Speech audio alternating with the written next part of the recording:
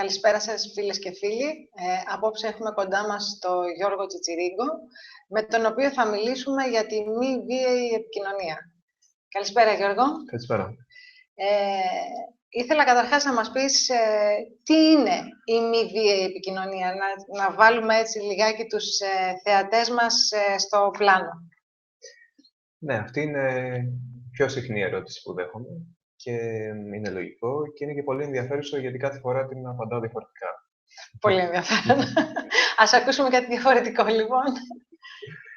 Θα έλεγα λοιπόν σήμερα ότι η μη βίαιη επικοινωνία είναι μια διαδικασία, ένα εργαλείο που μας βοηθάει να έχουμε περισσότερη συνειδητότητα για τον τρόπο με τον οποίο λειτουργούμε. Και όταν λέω λειτουργούμε, εννοώ και τον τρόπο με τον οποίο μιλάμε και επικοινωνούμε, αλλά και σταδιακά μας βοηθάει να καταλάβουμε και το τι συμβαίνει και μέσα μας. Αυτό θα έλεγα. Αυτό είναι η μη βίαιη επικοινωνία και ένας τρόπος να μας δείξει τις επιλογές που έχουμε. Πολλές φορές λειτουργούμε με έναν αυτόματο τρόπο, γιατί αυτόν έχουμε μάθει, και αυτός ο αυτόματος τρόπος δεν μας εξυπηρετεί όσο θα θέλαμε. Πολλές φορές αυτός ο τρόπος μας απομακρύνει, μας αποξενώνει από τους άλλους ανθρώπους και αυτό το βιώνουμε ως βία. Μάλιστα. Αυτή η προσέγγιση μας δείχνει ότι δεν είναι αναγκαστικό να λειτουργήσουμε έτσι, έχουμε και άλλες επιλογές. Άρα λοιπόν αυτός είναι ένας διαφορετικός τρόπος να προσεγγίσουμε, έτσι. Αυτός λοιπόν είναι και ο σκοπός, έτσι, αυτής της μεθόδου, της μη βίαιης επικοινωνίας. Αυτός είναι ο σκοπός της. Ο σκοπός είναι να μας δείξει αυτές τις επιλογές, να τις δοκιμάσουμε και ελεύθερα πλέον να επιλέξουμε το τι θέλουμε. Πώς θέλουμε να ζήσουμε. Μάλιστα. Πώς δημιουργήθηκε αυτή η μέθοδος, ποια ήταν η ανάγκη έτσι, που τη δημιούργησε? Αυτή η διαδικασία λοιπόν δημιουργήθηκε από έναν Αμερικανό εβραϊκής καταγωγής. Τώρα δεν ζει, πέθανε σχετικά πρόσφατα, τον περασμένο Φλεβάρι, ονόματι Marshall Rosenberg. Αυτός λοιπόν μεγάλωσε στην Αμερική, αλλά είχε εβραϊκή καταγωγή, οπότε είχε στο ιστορικό του πολλά περιστατικά βίας, στο ιστορικό της οικογένειάς του, αλλά και στο προσωπικό του ιστορικό. Ο ίδιος δηλαδή είχε υποστεί βία? Είχε υποστεί βία στην Αμερική, γιατί με το που άκουγαν ότι είναι Εβραίος, πολλές φορές άλλα παιδιά μπορεί να το χτυπούσαν και τέλος πάντων. Στην παιδική του ηλικία. Στην παιδική του ηλικία, ναι. Αυτός ήταν γεννημένος το 1934, οπότε δεν ήταν θύμα του ολοκαυτώματος ή κάτι τέτοιο. Δεν είχε υποστεί, ας πούμε, τέτοιου είδους μεταχείριση, τέτοιου είδους βία. Αλλά όμως είχε πολλά περιστατικά να σημειώσει και μάλιστα αναφέρει και στο βιβλίο του κάποια από αυτά. Λέει λοιπόν ότι κάποια στιγμή όταν ήταν μικρός και συγκεκριμένα το 1943 μετακόμισαν με την οικογένειά του στο Ντιτρόιτ, από μια άλλη πόλη της Αμερικής. Το Ντιτρόιτ είχε μια πολύ μεγάλη πολεμική βιομηχανία. Αναπτύχθηκε αυτή η βιομηχανία πολύ έντονα λόγω του Δευτέρου Παγκοσμίου Πολέμου. Οπότε σύντομα αυτή η πόλη, ο πληθυσμός της πολλαπλασιάστηκε σε πολύ μικρό χρόνο. Υπήρχε λοιπόν μια τριβή, ένας συνοστισμός και αυτό οδήγησε σε πολλά επεισόδια ανάμεσα σε αδερφούς και μαύρους. Και το 1943, τη βδομάδα που μετακόμισε με την οικογένειά του εκεί ο Marshall Rosenberg, συνέβησαν κάποια πολύ εκτεταμένα επεισόδια με αποτέλεσμα να χάσουν μέσα σε λίγες μέρες τη ζωή τους 40-50 άνθρωποι. Αυτό λοιπόν το γεγονός τον στιγμάτισε και αποφάσισε να αφιερώσει τη ζωή του στο να μελετήσει γιατί κάποιες φορές έχουμε την καρδιά μας ανοιχτή και λειτουργούμε με συμπόνια, με ανθρωπιά απέναντι στους άλλους, ενώ άλλες φορές θέλουμε να βασανίσουμε, να ταλαιπωρήσουμε, να σκοτώσουμε, να ασκήσουμε βία, να εκμεταλλευτούμε. Και εκεί η αφιέρωση της ζωής. Άρα ήταν περιστατικά βίας όχι που υπέστη ο ίδιος, αλλά που έζησε όμως. Που έτσι. είδε και που κάποια από αυτά τα οποία τα έζησε ο ίδιος. Το πρότυπό του ποιο ήτανε? Το πρότυπό του δεν ξέρω ποιο ήταν, γιατί δεν έχω γνωρίσει, αλλά λέει ο ίδιος ότι σε ό,τι αφορά το φιλοσοφικό επίπεδο, καμιά φορά αστειευόταν και έλεγε ότι αν ζούσε ο Βούδας σήμερα θα μου έκανε μήνυση για κλοπή υλικού. Είχε όμως πολλούς δασκάλους. Ο πιο σημαντικός ήταν ο Καρλ Ρότζερς, ο οποίος είναι ενδεχομένως ο πιο σημαντικός εκπρόσωπος της προσωπικεντρικής προσέγγισης, της ψυχολογία. Αυτός ο άνθρωπος είχε πολλούς άλλους διάσημους μαθητές, όπως τον Eugene Gendlin, και άλλους. Και ήταν αυτός που άφησε το μεγαλύτερο στίγμα στον Ρόζενμπεργκ και η παρουσία, η ενσυναίσθηση, ο τρόπος του Ρόζενμπεργκ βασίζονται στη διδασκαλία του Ρότζερς. Έχω διαβάσει πρόσφατα, δηλαδή, που ασχολήθηκα έτσι λιγάκι με εν ώψη και της εκπομπής, διάβασα ότι ήταν και ο Γκάντι ένα από τα πρότυπά του, όχι? Ναι, ήταν ένα από τα πρότυπά του, γιατί ο Γκάντι ήταν ένας από τους πρώτους που μίλησαν πολύ συγκεκριμένα για την ηδεία. Ναι, για την αυλάβεια, φιλοσοφική άποψη του Γκάντι περί αυλάβειας. Ναι, η αχίμσα που λένε και στα Χίντι. Ναι. Και βέβαια και για τον Ρόζενμπεργκ ήταν ένας από τους ανθρώπους που τον επηρέασαν. Πού εστιάζει η μη βίαιη επικοινωνία? Από ό,τι διάβασα υπάρχουν 4 σημεία στα οποία εστιάζει. Θα μπορούσες να μας πεις ποια είναι αυτά? Ναι, η μη βίαιη επικοινωνία είναι μια γενικότερη προσέγγιση, αλλά είναι και ένα συγκεκριμένο μοντέλο. Και αυτό το μοντέλο έχει κάποια συγκεκριμένα χαρακτηριστικά, στοιχεία, αν θέλετε, με τα οποία μπορεί κανείς να την εφαρμόσει. Αυτά τα 4 διάσημα στοιχεία, ας πούμε, της μη βίαιης επικοινωνίας είναι η λεγόμενη παρατήρηση, το συναίσθημα, η ανάγκη και το αίτημα. Ναι, θα μπορούσαμε έτσι λιγάκι να πούμε ένα-ένα τι είναι. Ναι, θα μπορούσαμε. Η παρατήρηση. Η παρατήρηση, λοιπόν, είναι ο τρόπος με τον οποίο η μη βίαιη επικοινωνία αναφέρεται στα γεγονότα που έχουν συμβεί. Καθημερινά αναφερόμαστε σε γεγονότα, μόνο που αυτό που κάνουμε πολύ συχνά είναι ότι μπλέκουμε τα γεγονότα με τις αξιολογήσεις που κάνουμε εμείς για τα γεγονότα. Για παράδειγμα, μπορώ να πω ότι ο Τάδε ή ο Δίνα ήταν αγενείς μαζί. Αυτό είναι μια κρίση. Είναι μια αξιολόγηση. Δεν λέω ότι είναι κακό να κάνει κανείς αξιολογήσεις, αλλά η μη βίαιη επικοινωνία μας ενθαρρύνει να αναγνωρίζουμε ότι αυτό είναι η δική μας αξιολόγηση και δεν είναι η πραγματικότητα. Η πραγματικότητα θα μπορούσε να είναι, όπως τη θυμάμαι βέβαια, ότι με είπε βλάκα για παράδειγμα, κάτι τέτοιο. Αυτό λοιπόν είναι ο πρώτος διαχωρισμός, η παρατήρηση από την αξιολόγηση. Περνάμε στο συναίσθημα. Η μη βίαιη επικοινωνία βλέπει το συναίσθημα γενικότερα, δεν έχει τη στενή οπτική κάποιων σχολών ψυχολογίας που βλέπουν ότι τα συναισθήματα είναι 6 βασικά και κάποια δευτερεύονται κλπ. Είναι λοιπόν λέξεις, λεξούλες, οι οποίες αναφέρονται στη συναισθηματική μας κατάσταση, μόνο που αναφέρονται σε αυτό που συμβαίνει σε εμάς. Πολλές φορές στην καθημερινότητα χρησιμοποιούμε τη λέξη νιώθω και μετά από τη λέξη νιώθω ακολουθείται μια εκτίμηση για το τι πρόθεση έχει το άλλο άτομο. Για παράδειγμα, λέμε νιώθω ότι με απορρίπτει όταν το κάνει αυτό. Δεν μπορώ όμως να νιώθω ότι με απορρίπτει κάποιος άνθρωπος, χρειάζεται να το πιστέψω αυτό. Είναι μια σκέψη. Ναι.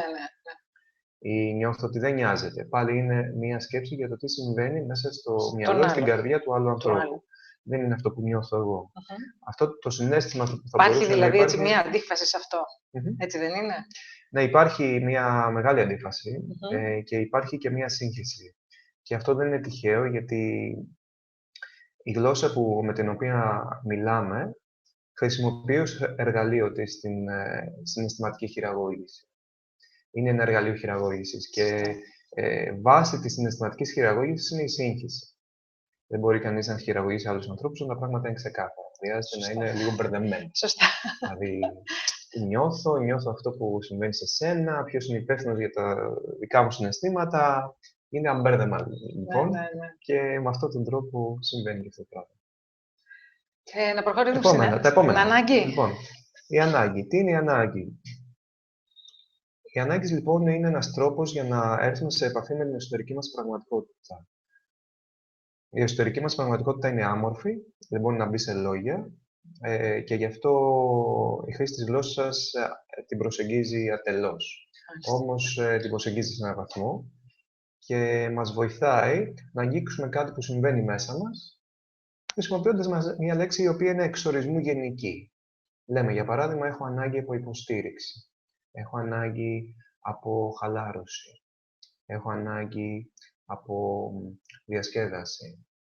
Έχω ανάγκη από σεβασμό. Όλα αυτά είναι γενικές έννοιες. Κανένας δεν μπορεί να προσδιορίσει με απόλυτη ακρίβεια τι σημαίνει ο σεβασμός, η ξεκούραση, η χαλάρωση. Αλλά έχουμε συγκεκριμένους τρόπους να τα παίρνουμε αυτά. Για άλλους ανθρώπους, για παράδειγμα, άλλοι άνθρωποι εισπράττουν το σεβασμό με το να τους μιλάει κάποιος στο πληθυντικό. Για άλλους ανθρώπους αυτό δεν είναι ένας τρόπος να εισπράξουν σεβασμό, αλλά ο σεβασμός, για παράδειγμα, θα μπορούσε να είναι κάτι πολύ διαφορετικό. Σωστά. Όπως να τους ρωτάνε τι θέλουν πριν πάρουν μια απόφαση κλπ. Αυτοί λοιπόν είναι συγκεκριμένοι τρόποι, δεν είναι οι ανάγκες. Οι ανάγκες είναι κάτι γενικό, ισχύουν για όλους τους ανθρώπους, για όλες τις ηλικίες. Και είναι ένας τρόπος, κάποια κουμπιά, λεκτικά κουμπιά, να αγγίξουν την εσωτερική μας πραγματικότητα. Και τέλος πάμε στο αίτημα. Το αίτημα. Τι είναι το αίτημα? Τι είναι το αίτημα, λοιπόν? Το αίτημα λοιπόν είναι αυτό που ζητάμε προκειμένου να πάμε τη ζωή μπροστά. Δεν αρκεί απλά να μείνουμε με αυτό που υπάρχει και να ακούσουμε, χρειάζεται να βάλουμε τη ζωή μπροστά. Και μπορούμε να ζητήσουμε κάτι από κάποιον άλλο άνθρωπο, μπορούμε να το ζητήσουμε για τον εαυτό μας. Προκειμένου να προχωρήσουμε, έτσι. Ναι. Προκειμένου να καλύψουμε τις ανάγκες μας. Να δώσουμε διέξοδο στη ροή της ζωής. Και ένα παράδειγμα. Ένα παράδειγμα ότι όταν, για παράδειγμα, αν υποθέσουμε ότι εμείς έχουμε μια σχέση και κάτι συμβαίνει μεταξύ μας και τελικά ξεκαθαρίζεται ότι εγώ πληγώθηκα γιατί έχω ανάγκη από σεβασμό, για παράδειγμα, τώρα μετά το επόμενο βήμα είναι και το τι κάνει. Τι θα γίνει την επόμενη φορά, τι θέλεις από μένα. Και μπορώ να σου ζητήσω κάτι. Θέλω, για παράδειγμα, όταν βάζεις ρούχα στο πλυντήριο, να μην βάζεις τα χρωματιστά με τα άσπρα. Να βάλεις 2 πλυντήρια. Μπορείς? Μπορώ. Είδες πολύ σαν στο τσάκα-τσάκα. Βέβαια. Το θέμα είναι, και θα ήθελα να το σημειώσω αυτό, ότι στην ίδια επικοινωνία αυτό που επιδιώκουμε είναι να διατυπώνουμε αιτήματα και όχι απαιτήσεις. Είναι διαφορετικό λοιπόν το αίτημα και διαφορετική η απέτηση, έτσι, γιατί πολλές φορές τα μπερδεύουμε αυτά τα δύο. Ναι. Καμία σχέση. Ναι. Είναι πολύ διαφορετικά. Μόνο που ποιοτικά είναι δύσκολο κανείς να τα διαχωρίσει αρχικά. Γιατί το αίτημα είναι...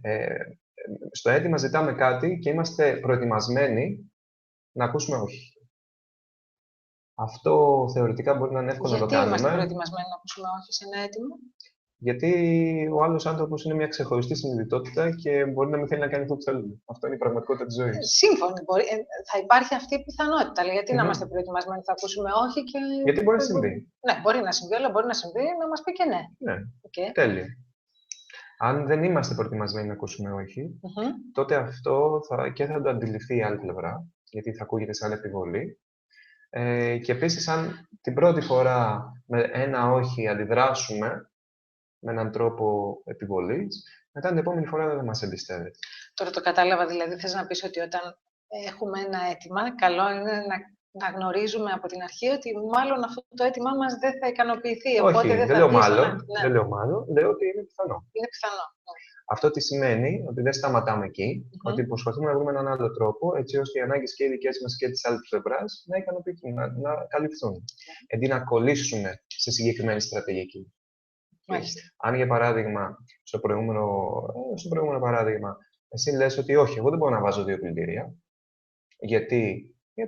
Θα ήθελα να ακούσω την ανάγκη σου. Ποια είναι εκεί? Είναι ανάγκη μου για καλή αποτελεσματική χρήση του χρόνου και δεν μπορώ να βάζω 2 πλυντήρια. Βρούμε ένα άλλο τρόπο, για παράδειγμα, να καλύπτω την ανάγκη μου για σεβασμό, που δεν είναι θέμα με το πλυντήριο. Θα το συζητήσουμε. Αυτό κάνει για σένα. Αυτό δεν κάνει για μένα όμως. Για να δούμε. Όταν υπάρχει λοιπόν αυτή η ανοιχτότητα, υπάρχει η διάθεση να δοθεί χώρος και αμοιβαίος σεβασμός στις ανάγκες και των δύο πλευρών, αυτό είναι ένα αίτημα. Όταν μένουμε στην συγκεκριμένη πρόταση και λέμε ότι αυτό πρέπει να γίνει, τότε δημιουργείται ένας ηλεκτρισμός, ο οποίος μερικές φορές είναι πολύ έντονος. Γιατί όλοι οι άνθρωποι, και μπορώ να σου πω και όλα τα πλάσματα, έχουν μια βαθιά ανάγκη για επιλογή, για αυτονομία.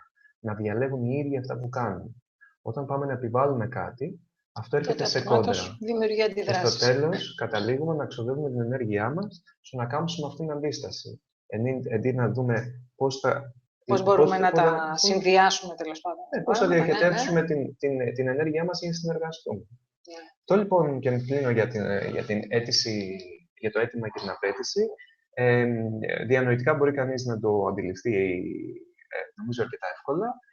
Στην πορεία όμως θα δει ότι θέλει το χρόνο. Όπως και αυτή η διαδικασία θέλει το χρόνο της για να μπορέσει κανείς να τολμήσει να διατυπώσει αιτήματα και όχι απαιτήσεις. Γιατί είναι τρομακτικό να ξέρεις ότι κάτι που σε αφορά μπορεί να μην το πάρεις. Όμως με αυτή τη διαδικασία μπορεί να καταλάβεις ότι ακόμη και αν δεν πάρεις το συγκεκριμένο πράγμα θα βρεις ένα άλλο τρόπο να καλύψεις την ανάγκη σου. Γιατί η ανάγκη σου δεν έχει να κάνει με συγκεκριμένες πράξεις, η ανάγκη σου είναι κάτι βαθύτερο. Τα κατάλαβα. Τέλεια. Λοιπόν, ας προχωρήσουμε λοιπόν λίγο παρακάτω. Πού μας χρειάζεται αυτή η μέθοδος, η μη βίαιη επικοινωνία? Μας χρειάζεται για να κάνουμε τη ζωή μας πιο όμορφη και πιο εύκολη. Και πιο ουσιαστική, θα έλεγα. Αν θέλεις να χρησιμοποιήσω και έναν αδόκιμο λεκτικά όρο, γλωσσικά εννοώ, πιο ζωή. Να είμαστε πιο κοντά σε αυτό που μας συμβαίνει. Είμαστε ικανοποιημένοι από τη σχέση μας στην καθημερινότητά μας. Ακούμε τους άλλους ανθρώπους, μας ακούνε, έχουμε βάθος και ουσία στην επικοινωνία μας. Εγώ πιστεύω ότι μπορούμε να το βελτιώσουμε αυτό. Και η ζωή να γίνει πιο ουσιαστική, να είναι πιο πολλές αυτές τις στιγμές που να λένε «Κοίτα να δεις, τώρα με άκουσα ένας άνθρωπος, τον άκουσα, είμαστε μαζί, δεν είμαστε σε δύο διαφορετικούς κόσμους». Αυτό μπορεί να μειώσει και πάρα πολύ τις τριβές της καθημερινής. Τις συγκρούσεις. Θα βελτιώσει τον τρόπο που διαχειριζόμαστε τις συγκρούσεις. Οι συγκρούσεις πάντα είναι παρούσες. Αλλά θα δώσει περισσότερη αποτελεσματικότητα και στη ζωή μας και τα πράγματα θα γίνονται πιο εύκολα. Αλλά δεν είναι μόνο θέμα αποτελεσματικότητας. Αυτό είναι ένα από τα αποτελέσματα. Θα έλεγα ότι θα μας δώσει περισσότερη ουσία. Θα μας δώσει περισσότερη ουσία και παρουσία. Να κάνουμε και ένα λογοπαίγνιο σε αυτό που συμβαίνει στη ζωή μας. Άρα μας χρειάζεται. Εμένα μου αρέσει. Ναι. Αυτός ήταν και ο λόγος, τώρα θα επανέλθω λιγάκι, γιατί από ό,τι γνωρίζω έχεις τελειώσει φαρμακευτική, όμως δεν ασχολήθηκες καθόλου με αυτό. Ασχολήθηκα, απλά δεν ασχολούμαι πια. Αυτός να υποθέσω ότι ήταν και ο λόγος που σε έστρεψε να ασχοληθείς με τη μέθοδο αυτή της μη βίαιης επικοινωνίας. Εντάξει. Είναι λίγο πιο προσωπική ερώτηση. Αλλά πήρα τώρα την αφορμή. Με τη φαρμακευτική έχω ασχοληθεί και έχω δουλέψει και σε φαρμακεία, κυρίως στο εξωτερικό. Αλλά ήταν ο τρόπος με τον οποίο έβγαζα το ψωμί μου για αρκετό καιρό και είναι ένα κομμάτι από τη ζωή μου. Από εκεί και ύστερα όμως διαπίστωσα ότι υπάρχουν άλλοι τομείς που μου αρέσουν περισσότερο. Μου αρέσει περισσότερο το εκπαιδευτικό κομμάτι, με αυτή την έννοια της εκπαίδευσης. Και συγκεκριμένα αυτή η προσέγγιση με καλύπτει. Νομίζω ότι μπορώ να προσφέρω σε άλλους ανθρώπους περισσότερο από ότι αν είμαι φαρμακοποιός και το ευχαριστιέμαι και περισσότερο, οπότε γιατί όχι. Σε ποιους ανθρώπους απευθύνεται αυτή η μέθοδος? Απευθύνεται σε όλους μας, ξέρω εγώ, σε μια μερίδα ανθρώπων? Ναι, σε όλους μας. Ταυτόχρονα όμως υπάρχουν συγκεκριμένοι ρόλοι που θα μπορούσα να σημειώσω ότι μπορούν να χρησιμοποιηθούν. Για παράδειγμα, οι σχέσεις ανάμεσα σε εκπαιδευτικούς και μαθητές. Αυτός είναι ένας κλασικός τομέας στον οποίο χρησιμοποιεί την μη βίαιη επικοινωνία. Χτίστηκε μέσα από αυτό. Ο Ρόζενμπεργκ άρχισε να εφαρμόζει αυτή τη μέθοδο σιγά-σιγά και την έχτισε μέσα σε μια περίοδο δεκαετιών, 40 χρόνια, μιλάμε για τέτοια νούμερα, για τόσα χρόνια. Εφαρμόζοντας το σε διάφορα σχολεία. Όπως νομίζω ξέρετε, στην Αμερική στο παρελθόν και ενδεχομένως και τώρα υπήρχαν πολλά σχολεία που ήταν κάπως απομονωμένα, υπήρχαν μαθητές διαφόρων φυλών, μαύροι, λευκοί, διάφορα, οπότε υπήρχαν διάφορα ζητήματα και εκεί εκλήθη ο Ρόζενμπεργκ να πάει να βοηθήσει και σιγά σιγά μέσα από την εφαρμογή του στα σχολεία χτίστηκε αυτό το μοντέλο το πιο συγκεκριμένο. Θα έρθω τώρα έτσι λιγάκι, γιατί με αφορμή, ας πούμε, με όλα αυτά τα περιστατικά βία σε σχολεία αμερικάνικα που συμβαίνουν. Να υποθέσω τώρα ότι αυτή η μέθοδος ξεκίνησε από εκεί, από την Αμερική. Δεν εφαρμόζεται στα σχολεία? Εφαρμόζεται σε κάποια.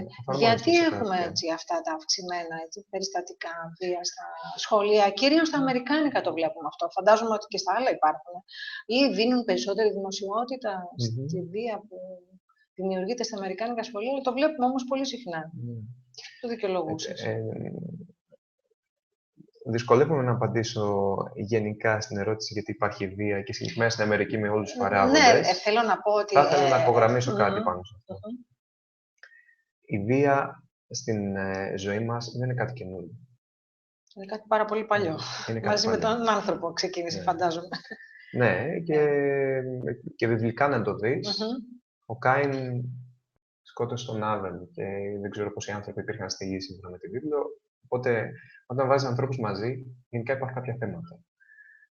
Και η μη επικοινωνία λέει ότι ο τρόπος με τον οποίο διαχειριζόμαστε αυτά τα θέματα δεν είναι όσο αποτελεσματικός και αρμονικός θα μπορούσε να ήταν, λόγω της γλώσσας που μιλάμε. Άρα η κοινωνία μας είναι έτσι δομημένη που οδηγεί στη βία. Και ένα βασικό εργαλείο για να πολλαπλασιαστεί η βία είναι η γλώσσα. Από εκεί και ύστερα, ανάλογα με την περίοδο, τις συνθήκες, τα μέσα και διάφορους άλλους παράγοντες, μπορεί αυτή η βία να είναι πιο εμφανής ή όχι. Ακόμη όμως και αν δεν είναι εμφανής με την έννοια ότι κάποιος θα σκοτώσει έστω και θα χτυπήσει κάποιον, η ψυχολογική βία είναι απολύτως παρούσα στη ζωή μας. Για παράδειγμα, η ενοχοποίηση, το να προσπαθούμε να δημιουργήσουμε ενοχές, δηλαδή μια μορφή ψυχικού πόνου στον άλλο άνθρωπο, προκειμένου να ακολουθήσει αυτό που του λέμε. Η δημιουργία ντροπής, ο εκφοβισμός. Αυτά είναι εργαλεία με τα οποία επηρεάζουμε ανθρώπους από πάρα πολύ μικρή ηλικία. Και αν έλεγα λοιπόν, προσπαθούσα να απαντήσω το ερώτημα γιατί υπάρχει βία, θα κοίταζα προς τα εκεί. Προς τον τρόπο με τον οποίο μεγαλώνουμε, πώς χρησιμοποιούμε τη γλώσσα, τι πρότυπα δίνουμε, δηλαδή τι μηνύματα δίνουμε στο παιδί. Τι του λέμε στην ουσία όταν ακούει τη φράση ότι είσαι κακό παιδί άμα το κάνεις αυτό. Τι του λέμε, ποια είναι η απειλή εκεί, ότι θα το απομονώσουμε, ότι θα είναι μαζί μας, ότι θα μείνει μόνο του. Αυτό για ένα παιδί είναι φόβος θανάτου προφανώς, γιατί χρειάζεται την υποστήριξη της οικογένειάς του. Αυτά λοιπόν διάφορα τέτοια μηνύματα αρχίζουν από πολύ νωρίς και χτίζονται σιγά σιγά, φτιάχνουν ένα πυρήνα βίας, ανασφάλειας και πολύ μεγάλου φόβου, που ανάλογα με τις συνθήκες μπορεί να εκραγεί, μπορεί να μην εκραγεί. Υπάρχει όμως. Θεωρείς ότι η γλώσσα, δηλαδή, οι κουβέντες που χρησιμοποιούμε, ευθύνεται πάρα πολύ για τη βία, έτσι. Το παράδειγμα, ας πούμε, για παράδειγμα, σε μια οικογένεια, το παράδειγμα, ξέρω εγώ, της μητέρας ή του πατέρα, δηλαδή, αν μέσα σε μια οικογένεια έχουμε τη μητέρα η οποία δεν φέρεται με τρόπο, ας πούμε, βίαιο στο σύζυγο ή στα παιδιά της, αυτό δεν μπορεί να αποτελέσει σαν παράδειγμα για το παιδί και να πει, επειδή η μαμά μου συνηθίζει να φέρεται με αυτόν τον τρόπο, ο πατέρας μου το ίδιο, άρα και εκείνο ακολουθεί ανάλογη συμπεριφορά. Έτσι δεν είναι? Γιατί το κάνει αυτό το παιδί? Γιατί ξέρει ότι υπάρχει αυτός ο τρόπος. Ναι, αυτό. Σε μια άλλη οικογένεια που δεν βλέπει αυτόν τον τρόπο και βλέπει ένα άλλο, νομίζω ότι υπάρχει μόνο άλλος. Αυτό λοιπόν που κάνουμε εδώ είναι να του δείξουμε ότι ξέρεις κάτι. Δεν είναι μόνο αυτός ο τρόπος που ξέρεις. Υπάρχει και κάτι άλλο. Διάλεξη. Είναι ελεύθερη επιλογή σου. Δεν επιβάλλεται, δεν λέμε ότι η μη βίαιη επικοινωνία είναι καλή και το άλλο που κάνεις είναι το κακό και πρέπει να κάνεις αυτό που λέει η μη βίαιη επικοινωνία. Όχι. Διαλέγεις. Ελεύθεροι άνθρωποι είμαστε. Σωστά. Θα κάνουμε ό,τι νομίζουμε. Σε ποιους τομείς έχει εφαρμοστεί? Βέβαια, ξεκίνησες τώρα να μας λες στο σχολείο. Είπαμε ήδη την εκπαίδευση. Η εκπαίδευση είναι ένας βασικός τομέας. Οι σχέσεις στην οικογένεια και στα ζευγάρια φυσικά είναι και αυτός ένας τομέας. Πιο ειδικά σε επιστήμονες όπως στην ψυχοθεραπεία έχει εφαρμοστεί και υιοθετείται από διάφορους ψυχοθεραπευτές. Και σε κοινωνικό επίπεδο η χρήση είναι πολύ σημαντική, ειρηνευτικά για παράδειγμα, ως τεχνική διαμεσολάβησης, διαχείρισης της επικοινωνίας, των διαλόγων και όλα αυτά. Είναι ένα πολύ σημαντικό εργαλείο και σε αυτό το πεδίο. Και δεν ξέρω αν ξεχνάω τίποτα άλλο. Άμα ξεχάσουμε κάτι, επανερχόμαστε. Στην Ελλάδα του σήμερα πόσο σημαντική είναι αυτή η μέθοδος της μη βίαιης επικοινωνίας? Η Ελλάδα του σήμερα είναι ένας τόπος που βρίσκεται στο κέντρο πολύ μεγάλων αλλαγών. Κάποιες από αυτές τις αλλαγές τις βιώνουμε τα τελευταία χρόνια και θεωρούμε ότι είναι υπόθεσή μας, ας πούμε εθνική υπόθεση, όπως τα οικονομικά μας προβλήματα και τα κοινωνικά μας προβλήματα, η κρίση, η λεγόμενη, αυτή η λέξη που χρησιμοποιούμε τόσο πολύ τα τελευταία χρόνια. Και υπάρχει και λόγος βέβαια, γιατί υπάρχει κρίση, δεν μπορούμε να την αγνοήσουμε. Βέβαια. Ταυτόχρονα όμως, ανεξάρτητα από το τι συμβαίνει στο εσωτερικό της Ελλάδας, υπάρχει μια παγκόσμια μετατόπιση πραγματικότητας, αλλαγή. πολλοί πληθυσμοί μετακινούνται για διάφορους λόγους. Μπορεί να είναι για λόγους ασφάλειας, για λόγους οικονομικούς, για λόγους αποφυγής κλιματικής αλλαγής.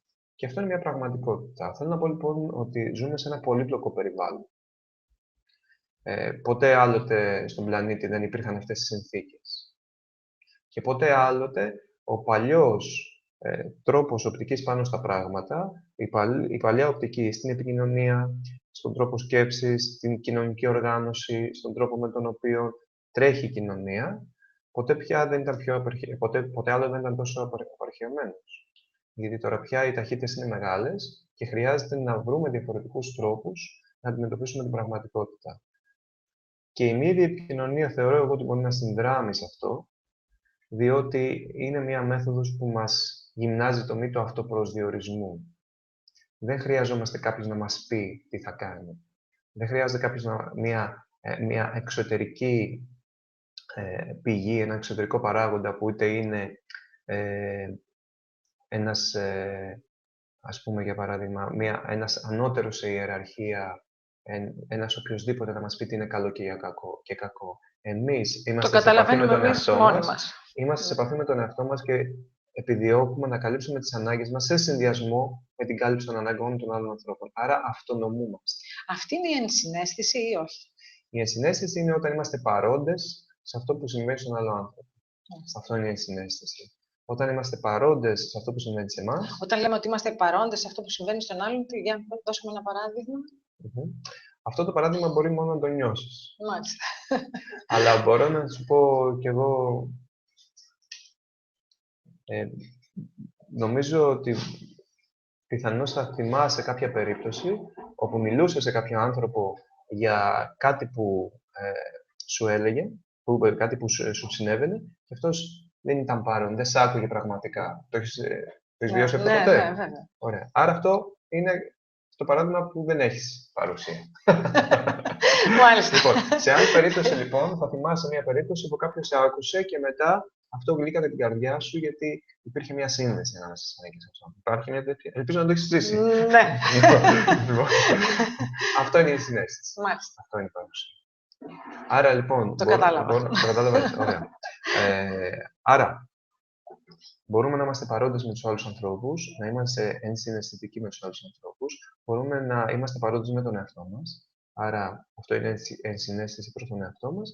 Και ταυτόχρονα, με τη μη διεπικοινωνία, μπορούμε να εκφράσουμε την αλήθεια μας. Αυτό που συμβαίνει μέσα μας. Και όχι αναγκαστικά μέσα στο κεφάλι μας. Μία αλληλουχία σκέψεων που δεν τελειώνει ποτέ. Αλλά τι συμβαίνει, τι βιώνω εγώ αυτή τη στιγμή. Και γιατί το βιώνω. Ποια είναι η ανάγκη μου. Γιατί εγώ, ας πούμε, για παράδειγμα, με αυτό το μικρό πραγματάκι που είπα, αντιδρώ τόσο πολύ. Τι συμβαίνει μέσα μου. Αυτό μας βοηθάει με διεπικοινωνία να το κάνουμε. Τι χρειάζεται για να εντρυφήσει κανείς έτσι περισσότερο σε αυτή τη μέθοδο, στη μη επικοινωνία? Ναι. Χρειάζεται 3 πράγματα. Πέρα από την πρόθεση να δει έναν διαφορετικό τρόπο, αυτό είναι το πιο βασικό στα πάντα, χρειάζεται 3 πράγματα. Ένα μικρό θεωρητικό υπόβαθρο, που μπορεί κανείς να το πάρει βλέποντας κάποια βίντεο, διαβάζοντας κάποια βιβλία και αναφερθούμε και στο βιβλίο, γιατί υπάρχει ένα βιβλίο στα ελληνικά που είναι υπό έκδοση. Και μπορεί να πάρει γνώση, λοιπόν, με τους Άρα τρόπους. μέχρι έναν βαθμό διδάσκεται κιόλας, έτσι, η επικοινωνία. Τη μοιραζόμαστε. Θα καταλήξω και σε αυτό. Λοιπόν, είναι λοιπόν είναι κάτι που αφομοιώνει κανείς βιωματικά. Για να αφομοιώσει κάτι βιωματικά χρειάζεται να το δοκιμάσει. Και πώς θα το δοκιμάσει? Όταν υπάρχει ένας τρόπος να να κάνει κάτι. Αυτό είναι και ενδεχομένως μία από τις πιο σημαντικές πτυχές της συνεισφοράς του Μάρσαλ Ρόζενμπεργκ. Δεν είναι ότι αυτά που είπε ήταν άγνωστα. Όπως σας είπα, βασίζεται στον Καρλ Ρότζερς, αλλά και υπάρχουν πολύ πιο αρχαίες προσεγγίσεις, οι οποίες περιλαμβάνουν πολλά από τα στοιχεία του Ρόζενμπεργκ. Δημιούργησε ένα πολύ συγκεκριμένο μοντέλο, το οποίο μπορεί να ξεκινήσεις και να αρχίσεις να κάνεις εξάσκηση. Και αυτό το μοντέλο δεν είναι το Ευαγγέλιο, που το παίρνουμε και το ακολουθούμε σε όλη μας τη ζωή, Ο Ρόζενμπεργκ έλεγε ότι αυτό το μοντέλο της μη βίαιης επικοινωνίας είναι σαν μια σχεδία. Το παίρνεις για να σε πάει σε μια όχθη. Από τη στιγμή που φτάσεις σε μια όχθη, δεν παίρνεις τη σχεδία στον νόμο και προχωράς, την αφήνεις εκεί. Αν δεν ξαναχρειαστεί, θα τη χρησιμοποιήσεις. Ζεις σε μια άλλη συνειδητότητα, λοιπόν. Άρα, ένα κομμάτι λοιπόν είναι θεωρία. Γνώση, μαθαίνεις, πρακτική, η άδεια, η τάδε άσκηση, η δεινά άσκηση. Το δεύτερο κομμάτι είναι η εξάσκηση. Να το κάνεις. Να το κάνεις γιατί είναι ένας διαφορετικός τρόπος και είναι τρομακτικός. Και συνήθως αυτό για να γίνει χρειάζεται και ένα πλαίσιο, μια ομάδα εξάσκηση, ένα εργαστήρι, έτσι ώστε να νιώσει την ασφάλεια. Ωραία, ας δοκιμάσω αυτόν τον διαφορετικό τρόπο. Και αμέσως κάτι μέσα μας λέει: ωραία, το έκανα και δεν πέθανα. Κάτι έγινε. Ας το ξαναδούμε λίγο. Ας το ξαναδοκιμάσω. Εξέφρασα και έδειξα την ευάλωτη μου πλευρά, την αδυναμή μου σαν έναν άνθρωπο και δεν με έφαγε ζωντανό. Αντίθετα, λειτουργήσε ανθρώπινα. Ωραία. Μου δίνει θάρρος να το δοκιμάσω σε αυτή την πιο εύκολη και ασφαλή περίπτωση. Και σιγά-σιγά λοιπόν με την εξάσκηση κανείς αρχίζει και αφομοιώνει αυτό και το κάνει, το βάζει στη ζωή του. Το τρίτο λοιπόν πράγμα που χρειάζεται είναι η παρουσία κάποιου πιο έμπειρου κατά διαστήμα. Γι' αυτό και είναι και ένας λόγος που κάνουμε αυτές τις εκπαιδεύσεις. Εγώ πηγαίνω σε άλλες εκπαιδεύσεις, κάποιοι έρχονται στις δικές μου εκπαιδεύσεις όπου λειτουργώ εγώ ως εκπαιδευτής. Υπάρχουν ομάδες εξάσκησης όπου κάποιοι είναι πιο εμπειροί από άλλους και τέλος πάντων μοιράζονται την εμπειρία τους και αυτό αποτελεί και πηγή έμπνευσης, αλλά και σε τεχνικά θέματα ή ως βιωματική μάθηση είναι πολύ σημαντικό. Οι εκπαιδευτές αυτοί που εκπαιδεύονται εδώ, έτσι, εκπαιδεύονται από κάποιους άλλους, υπάρχουν κάποια σχολεία δηλαδή στα οποία μπορούν αυτοί οι εκπαιδευτές να φοιτήσουν και να αποκτήσουν αυτή την εμπειρία. Το να μάθεις λοιπόν την ίδια επικοινωνία γίνεται μέσα από εκπαιδεύσεις σε εργαστήρια, ας πούμε, σεμινάρια. Πολλά γίνονται στο εξωτερικό. Στην Ευρώπη υπάρχουν πολλά. Υπάρχουν εκπαιδευτές που είναι πολύ έμπειροι. Μάλιστα υπάρχει και μια διαδικασία πιστοποίησης που χρειάζεται έτσι κάποια χρόνια και έχει μια διαδικασία έντονη. Και μπορεί κανείς να αναζητήσει και στο ίντερνετ τέτοιες εκπαιδεύσεις. Στην Ελλάδα γίνονται κάποιες. Εγώ μοιράζομαι την ίδια επικοινωνία. Ναι, αυτό θα σε ρωτάω τώρα. Πού μπορούμε να βρούμε έτσι περισσότερες πληροφορίες γι' αυτό? Μπορείτε να μπείτε στο website, στο οποίο αναρτώ τις δράσεις που κάνω. Το website είναι www.nonpavlaviolence.gr www.nonpavlaviolence.gr και εκεί αναρτώ αυτά που συμβαίνουν. Μπορεί κανείς να γραφτεί και στο newsletter και να παίρνει ειδοποιήσεις για το τι γίνεται κατά διαστήμα. Υπάρχουν αδυναμίες σε αυτή τη μέθοδο, τη μέθοδο δηλαδή της μη βίαιης επικοινωνίας, και αν υπάρχουν, θα τις εντόπισες? Αυτό είναι ένα θέμα καταρχήν που μπορεί μετά από κάποια χρόνια να το απαντήσω διαφορετικά από σήμερα. Σίγουρα θα απαντήσω διαφορετικά όλα αυτά που είπαμε. Γιατί είναι όλα σε εξέλιξη, τέλος πάντων. Είναι διαρκώς σε εξέλιξη. Και θα αναφέρω ένα περιστατικό. Όταν ζούσε ο Ρόζενμπεργκ και ήταν πιο δραστήριος δηλαδή, υπήρχαν διάφοροι πιστοποιημένοι εκπαιδευτές, αρκετοί από κάποιο σημείο και μετά, και κάναν διάφορες συναντήσεις όπου συζητούσαν θέματα της μη βίαιης επικοινωνίας. Αυτές οι συναντήσεις ήταν ανοιχτές και στο κοινό. Σε μία από αυτές τις συναντήσεις, λοιπόν, ένας εκπαιδευτής, που τον ξέρω προσωπικά, διαφώνησε με τον Ρόζενμπεργκ για ένα θέμα της μη βίαιης επικοινωνίας, για ένα θέμα κατανόησης. Ναι. Τότε λοιπόν σήκωσε το χέρι ένας θεατής και πήρε το λόγο και λέει: καλά, είστε σοβαροί? Εδώ δεν μπορείτε να τα βρείτε μεταξύ σας. Τι μας λέτε? Μάλιστα. Και ο Ρόζενμπεργκ του είπε αυτό που έχω να σου προσφέρω είναι η κατανόησή μου σήμερα. Τώρα. Δεν μπορώ να σου πω τι θα σκέφτομαι γι' αυτό αύριο. Και αυτή είναι μια πραγματικότητα. Δηλαδή, εδώ δεν φτιάχνουμε αράδες από κανόνες και αλήθειες για τη ζωή και κάποιος χρειάζεται να τις υιοθετήσει, να τις πιστέψει. Είναι ένα εργαλείο προσωπικής εξέλιξης. Σωστά, εξελικτικό Λοιπόν, αυτό. άρα θα δούμε στο μέλλον γενικά και πάνω σε αυτή τη γραμμή. Νομίζω ότι υπάρχει ενδεχομένως ένα σημείο από το οποίο περνάμε πάνω κάτω όλοι μας, και αυτό είναι να υιοθετήσουμε ενδεχομένως τη τεχνική χωρίς να υιοθετήσουμε την ουσία. Βέβαια, αυτό δεν είναι και λίγο αναπόφευκτο, γιατί θα πας να δοκιμάσεις την τεχνική, χωρίς να το έχεις καταλάβει πιο βαθιά. Οπότε αυτό είναι. Και μερικές φορές, λοιπόν, καταλήγεις να λες στον εαυτό σου ότι πρέπει να είσαι μη βίαιος. Είναι και αυτό το μη στην ελληνική γλώσσα που δημιουργεί αυτό το, ας πούμε, το ταράκουλο. Λοιπόν, πρέπει να είμαι μη βίαιος. Δεν πρέπει να είμαι βίαιος. Αλλά από τη στιγμή που λέμε στον εαυτό μας πρέπει.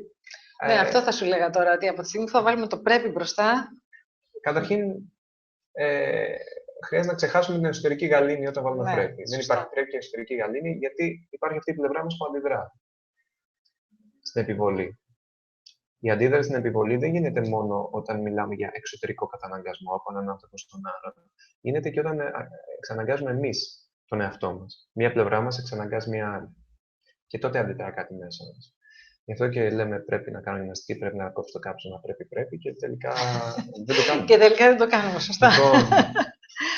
Οπότε, από αυτό το σημείο πιστεύω ότι κάποιος είναι πιθανό να περάσει. Εγώ σίγουρα έχω περάσει και ίσως σε κάποια σημεία εξακολουθώ να το κάνω. Αλλά νομίζω όσο περνάει καιρός απελευθερώνομαι. Και παίζει ρόλο και ο τρόπος που σε βλέπουν και οι άλλοι. Τώρα, βέβαια, όταν κάποιος ασχολείται με την ίδια επικοινωνία έτσι απλά, ίσως αυτό να μην τον επηρεάζει. Αλλά εγώ που άρχισα να τη μοιράζομαι από πολύ νωρίς και είχα αυτή την, ας πούμε, ιδιότητα, ταμπέλα του εκπαιδευτή μηδής επικοινωνίας, ίσως υπήρχαν κάποιες περίοδοι που σκέφτομαι, εγώ πώς συμπεριφέρομαι, πώς θα θυμώσω, μήπως είναι ντροπή εγώ να βγάλω θυμό κλπ. Ήδη είχα και έχω κάποια δυσκολία στο να εκφράσω θυμό, είναι από τα κομμάτια που δουλεύω. Και αυτό είναι μια πραγματικότητα. Ναι, στην επόμενη ερώτηση με πας τώρα. Και είναι και ένα κλασικό αστείο, τώρα θα σου πω. Ένα κλασικό αστείο όταν με ακούνε άνθρωποι που με ξέρουν να εκφράζομαι έτσι με έναν τρόπο που μπορεί να θεωρούν αγενή ή τόσο πάνω έντονο κλπ. Μπορούν να πούνε αυτό είναι μη βίαιο τώρα. Έτσι υπάρχει αυτός ο σαρκασμός. Ναι, θυμώνω. Όσο περνάει καιρός διαχειρίζομαι το θέμα του θυμού με μεγαλύτερη άνεση. Εγώ είμαι ένας άνθρωπος που δυσκολευόμουν να εκφράσω θυμό. Δεν είναι όλοι οι άνθρωποι που ασχολούνται με την ίδια επικοινωνία σε αυτή την κατηγορία. Υπάρχουν άλλοι άνθρωποι που θα λέγαμε ότι θα θέλανε να εκφράζουν λιγότερο το θυμό τους. Οπότε ο καθένας, θέλω να πω ότι δεν ταυτίζεται η ηρεμία ή ας πούμε, το να είσαι μιλήχιος, ας πούμε, με την ίδια επικοινωνία. Η ίδια επικοινωνία δεν είναι να μιλάμε όμορφα, να είμαστε γλυκούλιδες. Αντίθετα, χρειάζεται να λέμε τα πράγματα με το όνομά μας. Αυτό θα έλεγα τώρα, ότι δηλαδή πρέπει να θυμώνουμε, γιατί πολλές φορές όταν ο θυμός συσσωρεύεται και δεν εκφράζεται, αυτό μπορεί να μετεξελιχθεί σε βία μετά, ή κάνω λάθος. Δεν είναι έτσι. Δεν πρέπει δηλαδή ακόμα και όταν θυμώνουμε το θυμό μας να τον εκφράζουμε. Χρειάζεται να το διαχειριζόμαστε. Να το διαχειριζόμαστε βέβαια. Αλλά... Τώρα, το τι εννοούμε εκφράζουμε είναι σχετικό. Και τι εννοούμε διαχειριζόμαστε το θυμό μας πάλι. Και αυτό σχετικό είναι. Πώς το διαχειριζόμαστε. Πώς είναι λοιπόν, το ερώτημα εδώ πέρα είναι, αν καταλαβαίνω, πώς είναι δυνατόν να είμαστε μη βίαιοι απέναντι στους άλλους, χωρίς να είμαστε βίαιοι απέναντι στον εαυτό μας, χωρίς να καταπιέσουμε τον εαυτό μας. Ναι, αυτό. Ναι, και εγώ το μελετάω αυτό το κομμάτι, γιατί δεν ξέρω αν τελειώνει ποτέ. Ναι. Δεν ξέρω αν, ας πούμε, κάποια στιγμή λες ότι εγώ τάλισα. Οπότε δεν καταπιέζομαι και ταυτόχρονα δεν είμαι βίαιος με κανέναν. Δεν θα πρότεινα λοιπόν κάποιος να καταπιέσει το θυμό του. Περισσότερο θα πρότεινα να καταλάβει το θυμό του. Να τον καταλάβει και να τον διαχειριστεί επομένως. Αφού το συνειδητοποιήσει και το διαχειρίσει στο επόμενο βήμα που έρχεται και λίγο μόνο του. Ναι. Δηλαδή να αποκτήσει μια συνειδητότητα για το τι υπάρχει πίσω από αυτό το θυμό. Γιατί θυμώνει, τι μου συνέβη, ποια είναι η ανάγκη μου πίσω από αυτό. Και αρχίζει να ρίχνει φως αυτό σιγά σιγά. Οπότε από εκεί και ύστερα ο θυμός μπορεί να αρχίσει να μετασχηματίζεται. Δεν θεωρώ ότι ο θυμός είναι κακό πράγμα. Απλά δεν νομίζω ότι πάντα έχουμε την πιο αποτελεσματική διαχείριση. Και δεν θα ήθελα να πείσω κανένα να καταπιέσει το θυμό του σε καμία περίπτωση. Με ποιες δράσεις έτσι φροντίζεις εσύ και όσοι ασχολούνται με αυτή τη μέθοδο να διαδίδετε τη μη βίαιη επικοινωνία? Ένας τρόπος είναι τα εργαστήρια που διοργανώνουμε. Και έρχονται άνθρωποι, ανάλογα, μπορεί να είναι για 2 μέρες, μερικές φορές, μπορεί να είναι για λιγότερο, να εκπαιδευτούν. Και παιδιά και ενήλικες ή Εγώ ασχολούμαι μόνο... γενικά με ενήλικες. Έχει τύχει σε ένα εργαστήριο μου να έχει συμμετάσχει στο παρελθόν ένα παιδί 15 χρόνων που ήταν και η μάνα του μαζί. Αυτό ήταν καλό, που ήταν το παιδί μαζί με τη μητέρα, ξέρω εγώ. Ναι, γιατί μαζί με άλλους ανθρώπους ζούμε. Και με τους γονείς μας ζούμε μαζί. Ναι. Οπότε στο εργαστήριο κάνουμε πράγματα που αφορούν τη ζωή. Δεν κάνουμε πράγματα τα οποία δεν αφορούν τη ζωή. Μάλιστα. Και ούτως ή άλλως κάθε τι που κάνουμε είναι... ξέρετε, η μη επικοινωνία δεν είναι ένας τρόπος να βγάλουμε πράγματα από τον άνθρωπο τον οποίο ακούμε. Δεν κάνουμε μια εξόρυξη συναισθημάτων, δηλαδή. Του άλλου. Του άλλου. Και ούτε καν δική μας μόνο. Κάθε τι που θα εκφραστεί, αυτός που εκφράζει κάτι παίρνει την ευθύνη για να το εκφράσει και για να το μοιραστεί. Και αυτό που προσπαθώ και εγώ στο εργαστήρι, να το κάνω πολύ ξεκάθαρο από την αρχή. Ότι ο καθένας έχει μια ευθύνη να πει: ωραία, αυτό θα ήθελα να το μοιραστώ, αυτό δεν θα ήθελα να το μοιραστώ, θέλω να εκφραστώ, δεν θέλω να εκφραστώ, έτσι ώστε να μάθει να το κάνει και στην καθημερινή του ζωή. Δεν είναι ότι εδώ, ας πούμε, ωραία, κάνουμε μια συνάντηση 2 ημερών, να βγάλουμε τα ξοψυχά μας, κάποιος άλλος θα το κάνει και ευχαριστούμε πολύ και τώρα πάω στο σπίτι μου και δεν μπορώ να το κάνω χωρίς να είναι ο εκπαιδευτής εκεί. Λοιπόν, με αυτή την έννοια, λοιπόν, προφανώς μία μητέρα με ένα παιδί στον ίδιο χώρο, υπάρχει αυτό το θέμα του τι θα μοιραστώ, τι θα εκφραστώ, σε ποιο βαθμό θα είμαι ειλικρινής. Και αυτό χρειάζεται να το συζητήσουμε και να το διαχειριστούμε. Είναι ευθύνη τους. Και εγώ προσπάθησα να είμαι υποστηρικτικός σε αυτό. Το πρώτο πράγμα που ρώτησα είναι ότι αν είναι 100% ευθύνη δική του επιλογή, το να είναι εκεί. Και ήταν δική του επιλογή. Είπε ότι δεν είναι 100%. Θέλει, αλλά δεν είναι και 100%. Άρα ήταν η μητέρα εκείνη που το έφερε. Το παιδί εισέπραξε ότι, ας πούμε, δεν ήταν 100% κατά την άποψή του δική του επιλογή. Μπορεί στο τέλος του εργαστηρίου να έχει διαφορετική άποψη, δεν ξέρω. Αλλά η ουσία είναι ότι θίξαμε αυτό το θέμα και από εκεί και ύστερα κατάλαβα ότι υπάρχει τουλάχιστον ένας άνθρωπος, εγώ δηλαδή στην συγκεκριμένη περίπτωση, τουλάχιστον, μπορεί και όλοι οι υπόλοιποι, που αναγνωρίζουν ότι έχει απόλυτη επιλογή να μην φύγει, αν θέλει. Ότι δεν έπρεπε να είναι εκεί. Αυτό λοιπόν είναι το πρώτο μήνυμα σε αυτόν τον άνθρωπο, ότι κάθε τι που κάνουμε είναι μια επιλογή μας. Δεν έχουμε κάνει ποτέ κάτι χωρίς να είναι επιλογή μας. Και συνεχώς κάνουμε επιλογές. Έτσι λοιπόν το βλέπουμε και στο επίπεδο του εργαστηρίου. Να πω και κάτι άλλο. Να πεις. Γιατί τώρα μου το ξεχάσαμε. Λοιπόν, είπαμε για τον τρόπο με τον οποίο διαδίδεται η μη επικοινωνία. Ένας από τους πιο βασικούς, ίσως και πιο βασικός για το μέλλον, είναι το βιβλίο του Marshall Rosenberg. Ο Marshall Rosenberg έχει γράψει κάποια βιβλία και υπάρχουν και πάρα πολλά άλλα βιβλία γύρω από την ίδια επικοινωνία που δεν τα έχει γράψει ο Marshall Rosenberg, αλλά κάποιος άλλος. Το βασικό του όμως, το οποίο στα αγγλικά λέγεται Non-Violent Communication, A Language of Life, θα κυκλοφορήσει σύντομα στα ελληνικά. Λέγεται Μη βίαιη επικοινωνία, η γλώσσα της καρδιάς, στη δική μας περίπτωση. Θα το εκδώσουν η εκδόση Κοντήλη και το περιμένουμε πολύ σύντομα. Πιστεύω ότι αυτό είναι το πιο σημαντικό. Μετάφραση ποιος θα την κάνει? Τη μετάφραση την έχω κάνει εγώ. Μάλιστα. Έγινε η μετάφραση, τώρα και θα κυκλοφορήσει. Είναι έτοιμο δηλαδή, κυκλοφορεί το βιβλίο? Δεν κυκλοφορεί, αλλά είναι έτοιμο. Είναι έτοιμο, θα κυκλοφορήσει.